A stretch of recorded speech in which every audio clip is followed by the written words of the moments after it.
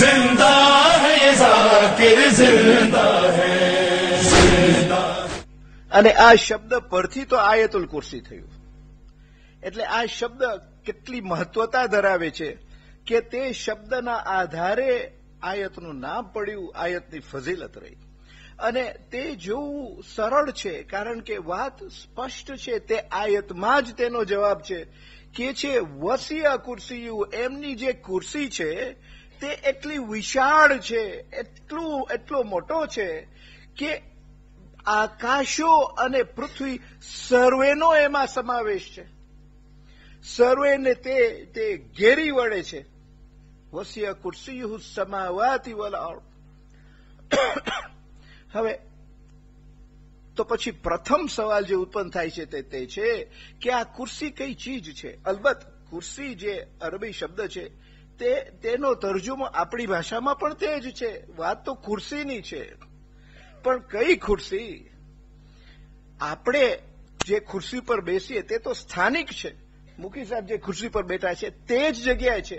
તે ખુરશી પછી બીજી કોઈ જગ્યાએ નથી, સ્થાનિક જ છે. અલ્લાહની વાત તો અલગ છે. એમની જે વાત છે તે આપણાથી વર્ણવી શકાય એમ નથી. કહું છું વર્ણવી શકાય એમ નથી કારણ કે એમ પણ કહી શકાય એમ નથી કે ખુદા અહીંયા છે, કારણ કે અર્થ એમ થઈ શકે તો પછી બીજી જગ્યાએ નથી. હકીકતમાં તો સર્વે જગ્યાએ છે. કોઈ એવી જગ્યા નથી કે જ્યાં અલ્લાહ નથી. તો જો એમની ખુરશી હોય તો સર્વે જગ્યાએ એમની ખુરશી હોય. એવી કોઈ જગ્યા ન હોઈ શકે જ્યાં એમની ખુરશી ન હોય. તો પછી આ ખુરશી શબ્દનો અર્થ શું થયો? અર્થ તે જ છે જે આપણી ભાષામાં છે. આપણી ભાષામાં આપણે પણ ખુરશી માટે બે ખાસ અર્થ વાપરીએ છીએ. એક અર્થ તો તે છે કે આપણે એમ કહીએ છીએ કે જ્યારે કોઈ મુઅલ્લિમ હોય, કોઈ શિક્ષક હોય અને શિક્ષણ આપી રહ્યો હોય, બોધ આપી રહ્યો હોય, તો જે તે ત્યાં બેઠા હોય છે તેને આપણે ખુરશી કહીએ છીએ કે આ તો ખુરશી પર બેસવાવાળા છે. એટલે જ્યારે આપણે ગુજરાતીમાં કહીએ કે આ તો ખુરશી પર બેસવાવાળા છે, અર્થ એમ થયો કે આ તો કોઈ શિક્ષક છે, કોઈ મુઅલ્લિમ છે, કોઈ બોધ આપનાર છે. જેમ ખાસ ખુરશીનો એક શબ્દ મિંબર છે. આપણી ભાષાનો શબ્દ નથી, પણ અરબીમાં, ફારસીમાં મિંબર કહે છે, ઉર્દુમાં પણ મિંબર કહે છે. એક જાતની ખાસ ખુરશી છે. પણ તે જ ખુરશી તે ખાસ છે એટલા પૂરતું કારણ કે તે ખુરશી પર બેસવાવાળો કોઈ શિક્ષક હોય છે, કોઈ મુઅલ્લિમ હોય છે, કોઈ બોધ આપનાર હોય છે.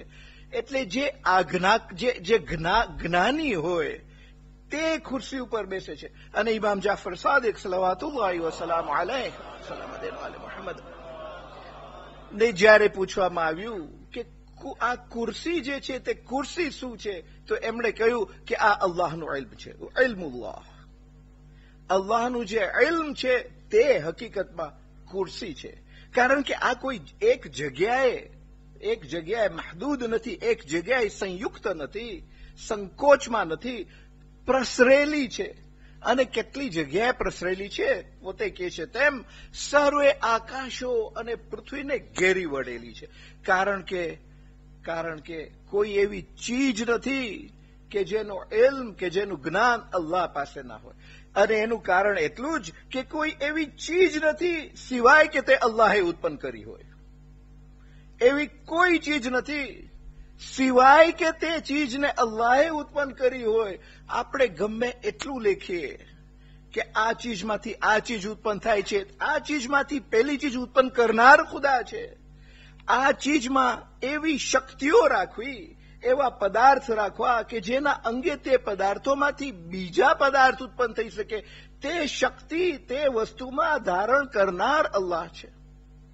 એટલે માત્ર ઉત્પત્તિ જો અલ્લાહની છે તો એવી કોઈ ચીજ ન હોઈ શકે જેનું જ્ઞાન અલ્લાહની ઇલ્મની બારે હોય. અને જો તે વસ્તુ અલ્લાહના જ્ઞાનમાં હોય, અર્થ એમ થયું તે વસ્તુનો કાબુ પણ અલ્લાહ પાસે છે.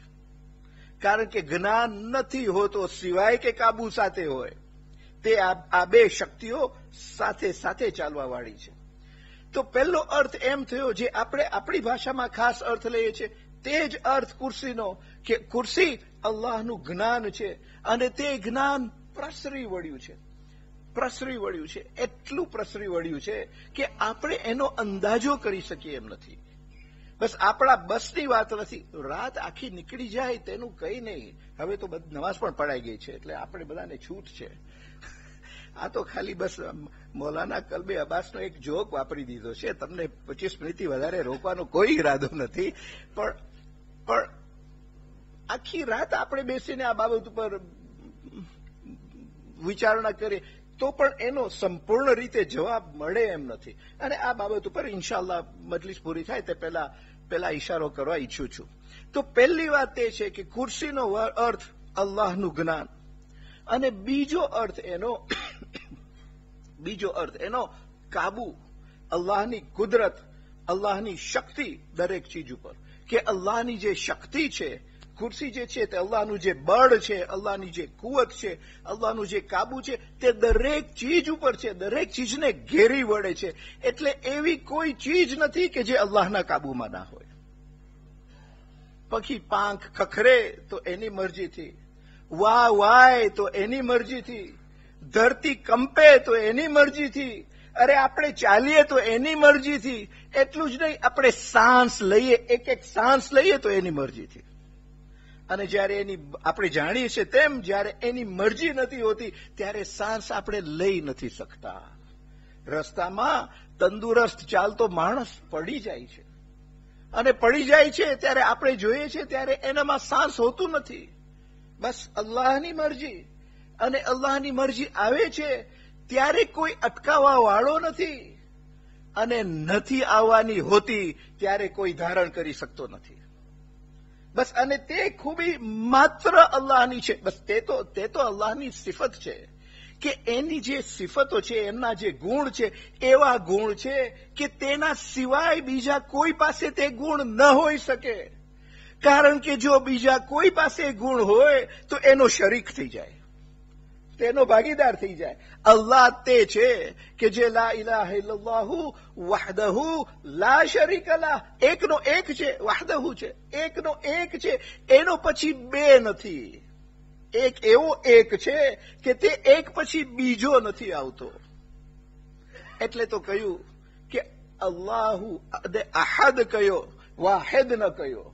કારણ કે છઠ્ઠા ઇમામ અલૈહિસ્સલામે સમજાવ્યું કે જો વાહિદ કયો તો વાહિદનો ઇસ્નૈન છે, પણ અહદનો ઇસ્નૈન નથી. એટલે અલ્લાહ એકનો એક એવો અમૂલ્ય છે કે એનો પછી બીજો ખુદા તમે પેદા ન કરી શકો. કારણ કે બે ખુદા ન જ હોઈ શકે. તે એવો છે કે જેનો કોઈ ભાગીદાર નથી. તો જો એવી ખૂબી હોય તો તે જ ખુદા કહેવાય. જેનામાં તે શક્તિ ન હોય કે મને હમણાં બોલતો બંધ કરી નાખે, તે મારો ખુદા નથી.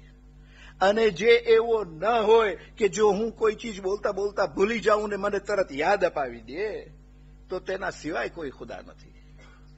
તેના સિવાય કોઈ ખુદા નથી. એટલે તો ઇમામ અલી અલૈહિસ્સલામે ફરમાવ્યું કે જ્યારે કોઈ પણ કોશિશમાં તમે પાછળ પડો અને ફતેહમંદ ન થાઓ તો તમે જાણજો કે બસ તે અલ્લાહની કુદરત છે. કે તમારું બસ નથી ચાલવાનું, તમારું બસ અમુક જગ્યા સુધી જ છે, એનાથી આગળ તમે જઈ શકો એમ નથી. એટલે તમે જ્યારે ફતેહમંદ ન થાવ ત્યારે અલ્લાહને યાદ કરો કે બસ અલ્લાહની મરજી ન હતી કે આ કામ હું કરી શકું.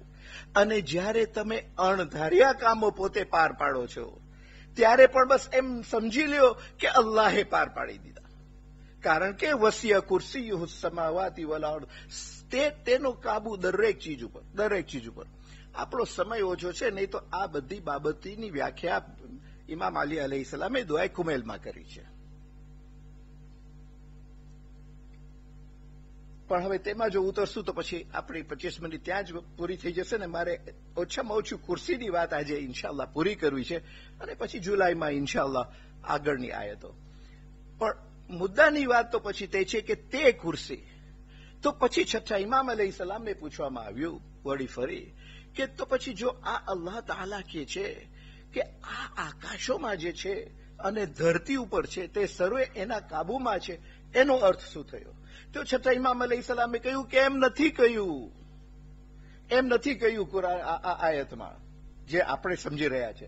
કહ્યું અલ કુર્સિયુ મુહીતુ બિસ્સમાવાતિ વલ અર્દ વમા બૈનહુમા વમા તહત સરા, કે તે વસ્તુ કે જે અલ્લાહના કાબુમાં છે, અલ્લાહની કુર્સીમાં છે, તે વસ્તુ સર્વ તે વસ્તુઓ જરૂર છે કે જે આકાશોમાં છે, કારણ કે તે તો આયતમાં છે, અને સર્વે તે વસ્તુ કે જે ધરતી ઉપર છે, સમાવાતિ વલ અર્દ.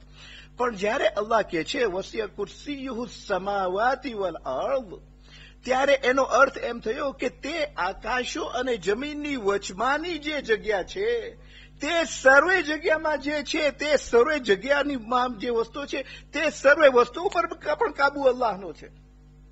એટલે તો કહ્યું કે પવન વાય તો અલ્લાહની મરજીથી વાય, અને જો ધરતીકંપ થાય તો અલ્લાહની મરજીથી થાય, દરિયામાં તોફાન આવે તો અલ્લાહની મરજીથી થાય, અને તોફાન જો અટકી જાય તો અલ્લાહની મરજીથી થાય.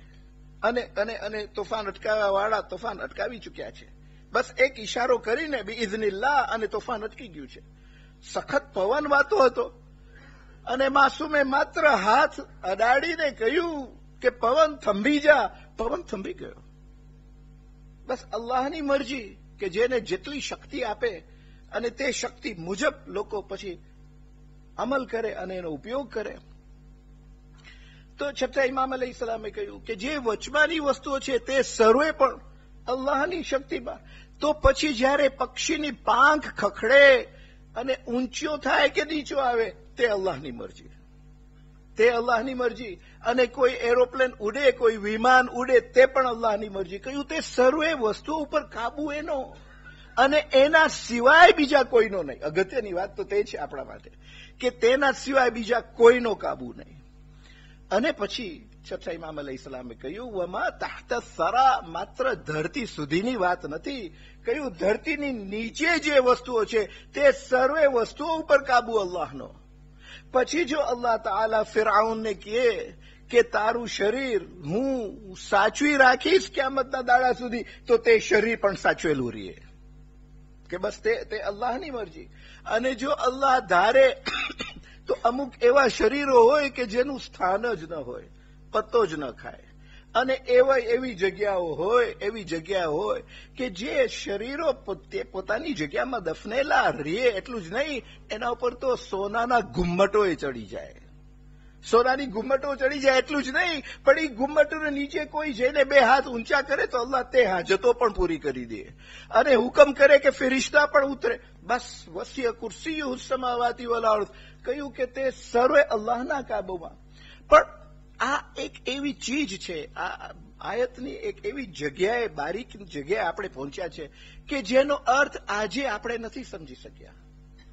મેં ભૂતકાળમાં પણ કહ્યું છે, આજે પણ પાછું કહું છું, કુરાને શરીફ એક એવી કિતાબ છે કે જે જીવંત છે, આજ સુધી જીવંત છે. એટલે તો જયારે યુવાનો કહે છે કે આ તો એક પુરાણી 14 સદીની જૂની કિતાબ છે, એ લોકોને ફરીને કહું છું કે નથી, 1400 વર્ષની જૂની કિતાબ આજની કિતાબ છે. અને આજની નહીં, ભવિષ્યની કિતાબ છે. જયારે 12મા ઇમામ અજ્જલલ્લાહુ ફરજહુ આવીને કુરાનનું તફસીર કરશે, ત્યારે તે વખતના લોકો કહેશે યબ્ન રસૂલિલ્લાહ, અમે તો આ કુરાન સમજ્યા જ ન હતા, અમને તો ખબર ન હતી કે આ કુરાન અમારા હાથમાં છે. એટલી પ્રગતિ થઈ ચૂકી હશે અને એટલા સમજણમાં વધારો થઈ ચૂક્યો હશે. બસ એટલું જ જો આપણા ઇમામો અલૈહિસ્સલામને પણ મોહલત મળ્યો હોત, ખલીફાઓ પાસેથી, કે અર્થો સમજાવી લે, તો આપણે ક્યાં પહોંચી ગયા હોત, આપણે પણ કેટલું સમજી ગયા હોત. છતાં પણ આજે જે આપણે સમજીએ છીએ, અને યાસીનની તફસીરમાં હું આ કહી ચૂક્યો છું, સૂરે વાકિયાના તફસીરમાં કહી ચૂક્યો છું, સૂરે મુલ્કના તફસીરમાં પણ કહી ચૂક્યો છું, કે આપણે જે કુરાન આજે સમજીએ છીએ ખુદાની rahmatથી, તે પૈગંબરના સહાબીઓ પણ નહોતા સમજી શક્યા. કારણ કે આજે જે ધારો કે આપણે તે આયતો જયારે આપણે તપાસતા હતા કે ગ્રહો કેટલા છે, સૂરજ કે પ્રમાણે આથમે છે અને ઉગે છે, ચંદ્રમાનું શું હકીકત છે, તે બાબતો જયારે આપણે ચર્ચા કરતા હતા, ત્યારે પણ મેં કહ્યું કે ઘણી ખરી વસ્તુઓ તો આપણે આજે સમજ્યા છે. વશમ્સુ તજરી લિમુસ્તકરિન લહા, આજે એટલે શું? બસ આ 20-30 વર્ષ પહેલા જ. અને તમને યાદ હશે મેં તે વખતે કહ્યું કે 50 વર્ષ પહેલા જયારે હું ભૂગોળમાં શીખ્યો, સૂર્યમાળા વિશે શીખ્યો, ત્યારે તો મને કહેવામાં આવ્યું હતું કે સૂરજ તો ચાલતું જ નથી, એ તો સ્થિર છે, માત્ર પૃથ્વી ચાલે છે. પૃથ્વી ગોળ ફરે છે એટલું જ નહીં, પણ સૂરજની આસપાસ ફરે છે. પણ સૂરજ તો સ્થિર છે, પોતાની જગ્યાએ સ્થિર છે. તરત મેં તેજદારે સામના આલિમ પાસે જઈને પૂછ્યું નમાઝ બાદ કે મૌલાના આનો અર્થ શું થયો? તો પછી વશમસુ તજરી મુસ્તકરિન લહા, મને ભૂગોળમાં તો શીખવાડવામાં આવે છે કે સૂરજ ચાલતો નથી. કહ્યું કે નહીં, તમને શીખવાડવામાં આવે છે તે ખોટું છે. કે પ્રમાણે ખોટું છે ને શું સાચું છે? બસ શ્રદ્ધા એટલી હતી કે કુરાનમાં જે છે તે સાચું છે, પણ પરીક્ષામાં તો એમ જ લખવું પડે કે સૂરજ સ્થિર છે, નહીં તો પેલો ગોરો શિક્ષક નાપાસ કરી નાખે. એટલે આપણે લખી તો નાખ્યું. 1975 સાબિત થયું કે નહીં, સૂરજ પણ ચાલે છે અને કોઈ ચોક્કસ જગ્યા તરફ ચાલે છે. કારણ કે એવું લાગતું નથી કે સૂરજને ખબર નથી કે ક્યાં જાય છે.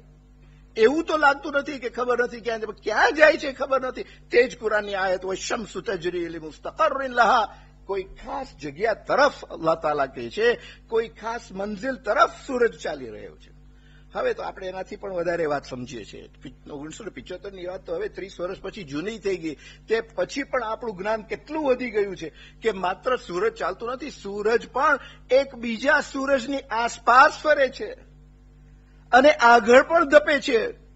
તજરીલી મુસ્તકરિન લહા તે પણ બરાબર છે. અને એક બીજો સૂરજની માળા છે કે જેની આસપાસ આપણું સૂરજ પણ ફરે છે. અને તે સૂરજ કેટલું મોટું હશે. એટલે છઠ્ઠા ઇમામ અલૈહિસ્સલામે કહ્યું, નથી આપણને ખબર કે તે કુર્સી કેટલી વિશાળ છે. કારણ કે તો પછી એમ અર્થ થયો કે આ માત્ર ગ્રહોમાં તે કુર્સી નથી. આ ખુરશી એવી છે કે જે તમને જુપિટરમાં પણ મળે, નેપચ્યુનમાં પણ મળે, માર્સમાં પણ મળે અને આપણી ધરતી પર મળે, ધરતી ઉપર મળે, ધરતીની નીચે મળે. પણ એટલું જ નહીં, સૂરજમાં મળે. એટલું જ નહીં, સૂરજ જે સૂરજની આસપાસ ફરે ત્યાં પણ અલ્લાહની ખુરશી. એટલે એટલી વિશાળ ચીજ છે એટલી વિશાળ ચીજ છે કે આ આયતનું નામ જ આયતુલ કુર્સી રાખવામાં આવ્યું. એટલું જ નહીં, પહેલી રાતે આરંભ વખતે જે મેં ફઝીલતો મૂકી આયતુલ કુર્સીની, તે ફઝીલતનો અર્થ આ છે. તે ફઝીલતનો બસ આ આયતો હવે સમેટી લેવામાં છું. આજે તો 9મો ગુણ જ કર્યો. ઈરાદો હતો કે 9મો ને 10મો ગુણ કરી લઉં. ઇન્શાલ્લાહ મોહલત મળશે. 5 મિનિટ છે મારા હાથમાં, તો 10મો ગુણ પર ઉતરી જઈશ. પણ 9મો ગુણ તો એટલો મોટો છે કે નામ આયતનું મળ્યું એટલું જ નહીં, પણ એના અંગે આ ફઝીલત આવી. કહ્યું કે જો આ આયત પડશે તેને આ બધી ફઝીલતો જેની આપણે ચર્ચા કરી ચૂક્યા છે.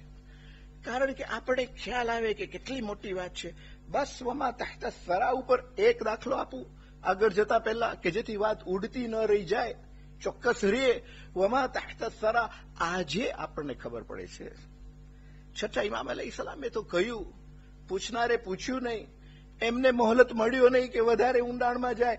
આજે આપણે જાણીએ છીએ. એટલે તો કહું છું કે આપણે જે કુરાન સમજીએ છીએ, પૈગંબરના સાહાબો પણ નથી સમજી શક્યા, અને આપણે જે સમજ્યા છે એનાથી વિશેષ આપણા છોકરાઓ સમજશે ઇન્શાઅલ્લાહ. ખુદા એ લોકોને હિદાયતમાં રાખે. બસ આપણે વ્યાધિ તો તે છે કે આપણા પછી આપણા બચ્ચાઓ હિદાયતમાં રહીએ. પણ નહીં તો એ લોકોની સમજણ આપણા સમજણ કરતા પણ વધારે હશે કુરાન શરીફને. કારણ કે કુરાન જીવંત કિતાબ છે. ને દરરોજના નવા અર્થ જેમ જેમ આપણી પ્રગતિ થાય છે અને જેમ જેમ માનવ પ્રવૃત્તિ થાય છે તેમ કુરાનની સમજણમાં વધારો થાય છે. કારણ કે કુરાન પ્રગતિશાળી કિતાબ છે, પુરાણી કિતાબ નથી.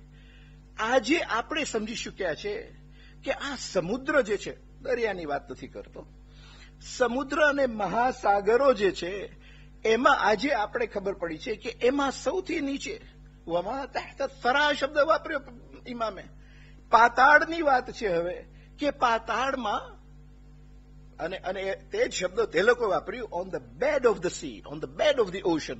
સૌથી નીચે પાતાળમાં અમુક એવી જગ્યાઓ છે કે જે સમુદ્રની અંદર તળાવ છે, એટલે પાણીમાં પાણી. તળાવ તો આપણે જમીન ઉપર જોયું છે, રૂખી જમીન ઉપર તળાવ જોયા છે. આ તો પાણીમાં તળાવ મૂક્યા અલ્લાહે અને કહ્યું કે તે તળાવમાં જે પાણી છે તે ખારું પાણી નથી. એટલે ત્યાં પછી મીઠાનો ભાગ નથી, ખારું નથી, સાફ પાણી છે, મીઠું પાણી છે. કારણ કે એમાં જે માછલીઓ છે તે માછલીઓ ખારા પાણીમાં તરતી માછલી નથી, મીઠા પાણીમાં તરતી માછલીઓ છે. અને એટલું જ નહીં, તે માછલીઓ માટે, માછલીઓના પોષણ માટે ખાસ ઘાસ છે, અને એવું ઘાસ છે કે જેમાં મીઠાનો કોઈ સમાવેશ નથી, કોઈ સમાવેશ નથી. ડાયાબિટીસ વાળા પણ ખાઈ શકે, પણ એટલું ઊંડાણમાં ઉતરીએ તો. પણ અલ્લાહ તાલાએ એવું રાખ્યું છે, અને ત્યાં પોષણ પણ એવું, અને માછલીઓ પણ એવી, અને એવું રાખ્યું છે કે ખારું પાણી ત્યાં પહોંચી નથી શકતું, અને મીઠું પાણી જે છે તે ખારા પાણી પાસે પહોંચી નથી શકતું. તમે મને કહો, આ કુદરત સિવાય, કુર્સી સિવાય કેમ બની શકે? કેમ બની શકે? અશક્ય છે કે કોઈ એમ ન માને કે જરૂર અલ્લાહ છે. અને એટલું જ નહીં, પણ એવો અલ્લાહ છે કે જે વસિય કુર્સીયુહુ સમાવાતિ વલ અર્દ, એની કુર્સી એટલી મહાન છે, એટલી વિશાળ છે કે ધરતી ઉપર એટલું છે, બધું છે એટલું જ નહીં, ધરતીની નીચે જેટલું છે, પછી જેટલી ખાણ હોય, જેટલા પર્વતો, કારણ કે જમીનની નીચે પણ પર્વતો છે, અને દરિયાની નીચે પણ પર્વતો છે. તે આજે આપણે જોયું, આજે આપણે તે જ્ઞાન મળ્યું કે તેની નીચે પણ પર્વતો છે, અને તે પર્વતોમાં પણ ખાણ છે. ચાલો, ખાલી જમીનની ઉપરના પર્વતોમાં ખાણ નહીં, નીચે પણ ખાણ છે. તે અને અલ્લાહ કે છે તે સર્વ બાબતો ઉપર કાબુ એનો છે. વસિય કુર્સીયુહુ સમાવાતિ વલ અર્દ વલા યઉદુહુ હિફ્ઝુહુમા. અને કે છે કે તે બધી વસ્તુઓનું રક્ષણ કરવામાં, તે બધી વસ્તુઓનું પોષણ કરવામાં, તે બધી વસ્તુઓને હયાત રાખવામાં એને કોઈ જોર નથી, કોઈ ભાર નથી લાગતો. યઉદ એટલે કોઈ ભારે ચીજ, કોઈને જરા ભારે લાગે કે કહેવામાં આવે કે ભાઈ તમે આ કામ કરો તો ભારે લાગે, કઠણ લાગે, કે મારે આ કરવું નથી, સુસ્તી લાગે. અલ્લાહ કહે છે કે તે કોઈ ચીજ એના માટે ભારે નથી, અને ક્યાંથી હોય. આપણે આ બાબત ઉપર જરાક ચર્ચા કરી ચૂક્યા છે, જ્યારે આપણે જોયું કે લા તાખુદહુ સિનતુમ વલા નૌમ. ત્યારે આપણે જોયું કે સિનતુમ વલા નૌમ, તે બે શબ્દો વચ્ચે ફેર શું છે? એકમાં સુસ્તી છે, એકમાં ઊંઘ છે. અલ્લાહ તાલાએ તે વખતે કહ્યું કે તે કદી સુસ્તી કરતો નથી, અને હવે કે છે કે આ બધી વસ્તુઓનું પોષણ કરવામાં, આ બધી વસ્તુઓને સંભાળ રાખવામાં, આ બધી વસ્તુઓની પ્રગતિ કરવામાં એમને કોઈ ભારે નથી લાગતું. આ કામ પણ એના માટે આસાન છે, અને તે વાત પણ સમજી શકાય એમ છે, કારણ કે જે માણસ બની જા કહીને આ બધી વસ્તુઓ પેદા કરી હોય, જેણે પેદા કરી હોય મુદ્દલ તકલીફ વગર, એના માટે જરાય ભાર ન હતું કે આવી ભારે વસ્તુઓ ઉત્પન્ન. આપણું પૃથ્વી ખાલી લ્યો, આપણી પૃથ્વી તો એક નાનું ગ્રહ છે, પણ ખાલી આપણું પૃથ્વી તમે જો સંભાળવા વિચાર કરવા જાઓ તો કેટલું વજનદાર છે. પણ આટલી વજનદાર ચીજ જો એણે કુન ફયકુનમાં પેદા કર્યું, બસ એના ઈરાદાથી, એ આયત ઉપર પણ આપણે ચર્ચા કરી ચૂક્યા છે, માત્ર એના ઈરાદાથી જેણે ઉત્પન્ન કરી લીધો, તો પછી એના માટે તો આ વસ્તુનું પોષણ કરવું, આ વસ્તુને ચલાવ્યા રાખવું, તે પણ એના માટે તો માત્ર ઈરાદાની વાત છે. કહ્યું વલા યઉદુહુ હિફ્ઝુહુમા, આ વસ્તુઓની હિફાજત કરવી, રક્ષણ કરવામાં એના માટે કોઈ ભારજનક વાત નથી. ડાબા હાથની જ વાત છે, જો કે તે પણ એક બોલવાની એક ઢબ છે કે ડાબા હાથની જ વાત છે. અલ્લાહની મરજી છે એટલે બધું સરળ ચાલી રહ્યું છે. અલ્લાહની મરજી છે એટલે કરોડો વર્ષો વીતી ગયા. આ યોજના જે છે તેમાં કોઈ ફરક પડ્યો નથી. મેં તમને તે દાડે વાત કરી હતી ને કે રોલ્સ રોયસ પણ વાર્ષિક એક વખત તો સર્વિસ માટે મોકલવી પડે છે, પણ આ તો બધું સર્વિસ જે થાય છે તે બધી વસ્તુઓ નહીં, તે માત્ર અલ્લાહના ઈરાદાથી થાય છે. 10મો ગુણ આયતુલ કુર્સીમાં એનો તે છે કે આ બધી વસ્તુઓનું પોષણ કરવામાં અને રક્ષણ કરવામાં એમને માટે કોઈ ભાર પણ નથી. અને આ બધી વસ્તુઓ સમજવી જરૂરી છે એટલા પૂરતું કે તે બાબતોની સમજણથી અલ્લાહની સમજણ મળે છે. અલ્લાહની સમજણ મળે. સિજદો તો આપણે દરરોજ કરીએ છીએ, પણ આપણા સિજદામાં અને આલિમના સિજદામાં ફેર એટલો જ છે કે આપણે અલ્લાહની આપણી સમજણ મુજબ સિજદો કરીએ છીએ. અને હું તો ઘણીવાર ખોવાઈ પણ જાઉં છું સિજદામાં, કંઈક બીજા વિચારોમાં ને ખ્યાલોમાં, જ્યારે આલિમ નથી ખોવાતો. કારણ કે એનું ઇલ્મ એટલું છે કે એના માટે શક્ય નથી કે તે વિચારોમાંથી અલગ થઈ જાય. એટલે તો ચોથા ઇમામ અલૈહિસ્સલામના ઘરમાં આગ લાગી ગઈ, એમને ખબર પણ ન પડી. લોકો આવીને કહે છે અન્નાર અન્નાર, પછી ફરીને પૂછે છે કે અમે તો તમને આવીને કહી ગયા કે આગ બળે છે, તો તમે કહ્યું નાર, એટલે હું તો જહન્નમનું નાર વિચારી રહ્યો હતો. કારણ કે બસ એમના વિચારો માત્ર અલ્લાહ તરફ અને આખિરત તરફ હતા. પણ આપણે વિચાર એમ આવે કે જે પૈગંબરે પાકે આપણને આ આયતો આપી ને આ સમજણો આપી અને આટલા કામયાબ થઈને ગયા. બસ છેલ્લી જુમેરાત છે આ એમના મહિનાની, એટલે મને થયું કે એમની મસાયબ ઉપર જ વાત પૂરી કરીએ. કારણ કે આ મહિનો અસ્ત થવા આવ્યો છે, એમનો મહિનો, અને તે અસ્ત થવા આવ્યો છે. એક જ વાત તમારી સમક્ષ રજૂ કરવા માંગતો તો એમની મસાયબમાં, અને તે આ કે આપણને તે ખ્યાલ આવે કે આટલા કામયાબ જ્યારે થઈ ગયા. આજ સુધી લોકો કહે છે, આપણા દુશ્મનો કહે છે કે એમના જેટલા કામયાબ તો બીજા કોઈ હતા નહીં. તો હર્ષથી જશે, અલ્લાહનો શુકર કરતા જશે કે અલ્લાહે એટલી કામયાબી એને આપી. પણ કેટલા નારાજ થઈને ગયા, કેટલું દુઃખ વેચીને ગયું. એક દુઃખ માત્ર યાદ અપાવું, એમની આ ખૂબી કે છેલ્લી ઘડીએ જિબ્રીલ આવીને કાફૂર આપે છે અને કહે છે યા રસૂલલ્લાહ, અલ્લાહે આ ખાસ જન્નતનું કાફૂર મોકલ્યું છે તમારા માટે. કાફૂર આપ્યું ત્યારે પૈગંબરે પાકે 4 હિસ્સા કર્યા. એમના વસીને બોલાવીને કહ્યું યા અલી, આ એક હિસ્સો મને ગુસલ આપો ત્યારે વાપરજો, એક હિસ્સો હસનને આપજો કે તમારા ગુસલમાં વાપરે, એક એના ગુસલમાં વાપરે, અને મારા પછી તરત એક ભાગ મારી દીકરી ફાતિમાના હુસન માટે વાપરે. પૈગંબરે પાકનું આ વિચારવું કે મારા પછી મારી ચાહીતી દીકરી ઉપર કેટલો જુલમ કે બસ 2-3 મહિનામાં શહીદ થઈ જાય, તે વિચારો લઈને પૈગંબરે પાક ગયા. પણ તે પણ દુઃખ ઓછું હતું. આ પ્રમાણે જયારે હિસ્સા થઈ ગયા, ઇમામ હુસૈન અલૈહિસ્સલામ દોડીને આવ્યા, કહ્યું નાના, તમે માને હિસ્સો આપ્યો, મારા બાપાને હિસ્સો આપ્યો, મારા ભાઈને આપ્યો, મને કેમ હિસ્સો ના આપ્યો. કેટલું દુઃખ પૈગંબરે પાક ઉપર કે તે સમય યાદ કરી અને ઇમામ હુસૈન અલૈહિસ્સલામને કહે યા હુસૈન, તમને કાફૂરની જરૂર નથી, તમને ભૂખા પ્યાસા એવી રીતે શહીદ કરશે કે ના તમને ગુસલ મળશે, ના તમને કફન મળશે. 3 દિવસ સુધી તમારી લાશ કરબલાના મેદાન ઉપર. અલા લઅનતુલ્લાહિ અલલ કૌમિ ઝાલિમીન وسيعلم الذين ظلموا أي منقلب ينقلبون إنا لله وإنا إليه راجعون. رحم الله من يقرأ الفاتحة.